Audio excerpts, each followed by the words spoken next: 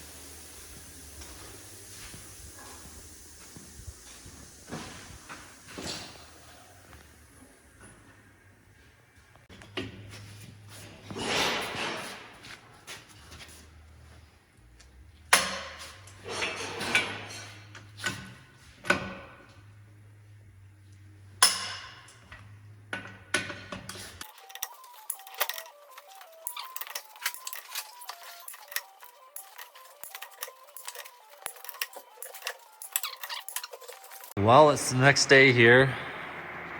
Camera ended up dying later in the afternoon, right when we were putting the last tire on, but got it all snugged up here. Looks pretty good. Eventually, we'll paint the centers a little bit.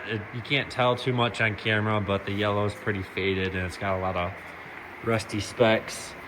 The one thing we don't do is paint in our shop. So we'll probably wait till the spring on a nice warm sunny day and touch it up then. Would have been easier when the wheels are off, but yeah, we'll just do it when it's nice outside. Looks quite a bit different, sits just a little bit higher, so hopefully it will go a little bit faster down the road. That would be really nice. Looks a little European even. People overseas always have, you know, big floater tires like this, non-row crop setup. I don't know if there's different rules or why they have them set up like that all the time, but yeah. Now, and for what we're doing with the 8100, the 8100 is a little bit overkill, I would say, for just being a spreader tractor, roller tractor, and rock picking and stuff. You really don't need this much iron horsepower to do those kind of jobs. Don't get me wrong, the 8100 even knows the rollers behind us, but even if we were to like go down a series to like the 7000 series John Deere, which a lot of people use those tractors for those kinds of jobs, and you know, on cow dairy farms or whatever else, you know, smaller jobs, for a similar year with similar hours and condition, there really wouldn't be much of a price difference. We would maybe even spend money to downsize, so it doesn't make much sense for us to find a smaller tractor. I mean, this has got, I think it's 170 horsepower, and this also has a chip on it, so I think it dynoed just over 200 engine horse. That was quite a while ago when it was dynoed, probably 8 years ago or more. With like a 7000 series Deere, you'd have just a little bit shorter wheelbase. With this longer wheelbase, I'm hoping it's gonna ride a little bit smoother too. But overall, yeah, the con would be maybe burning more fuel, but even the 7810 has an 8.1 liter in it still, so I'm not sure if there'd be that much of a fuel difference. Plus, if the tractor's working a little bit harder on the smaller tractor, could be burning more fuel that way too. So